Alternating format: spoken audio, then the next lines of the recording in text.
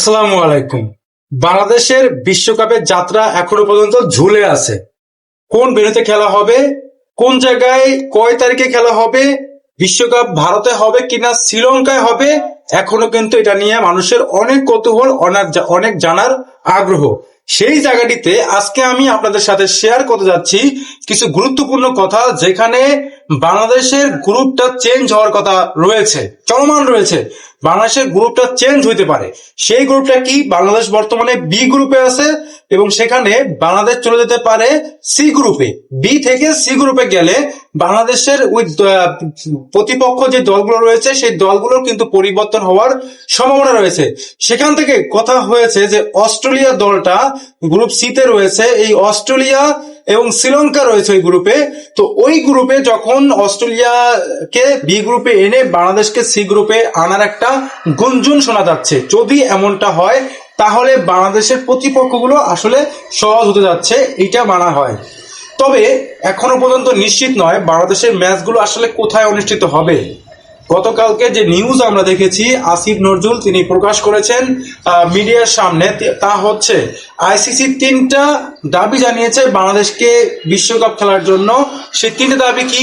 1 নম্বর হচ্ছে মুস্তাফিজকে স্কোয়াড থেকে বাদ দিতে হবে। 2 হচ্ছে বাংলাদেশের কোনো জার্সি পরা দর্শক মাঠে প্রবেশ করতে পারবে না, এখানে সেখানে ঘোরাফেরা করতে পারবে না।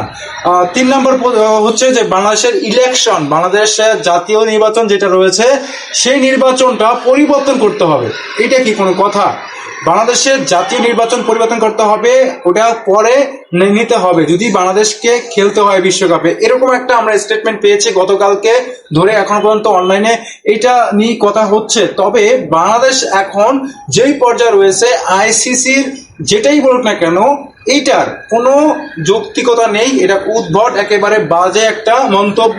এটা কোনোভাবেই বাংলাদেশ সমর্থকরা, বিসিবি, বাংলাদেশ সরকার কোনোভাবেই মেনে নিবে না। দরকার হলে বাংলাদেশ এই বিশ্বকাপ খেলবে না।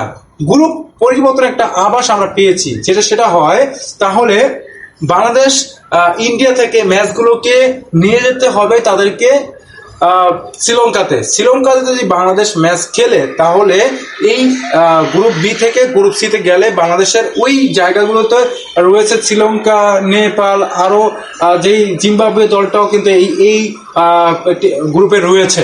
সো এই জায়গাটিতে মুস্তাফিজুর রহমানের ওই ইস্যু নিয়ে এখনো পর্যন্ত বাংলাদেশ সরকার যে ইস্যুটা, যেই আপিলটা করেছিল আইসিসিতে, সেটা কিন্তু এখনো চলমান রয়েছে।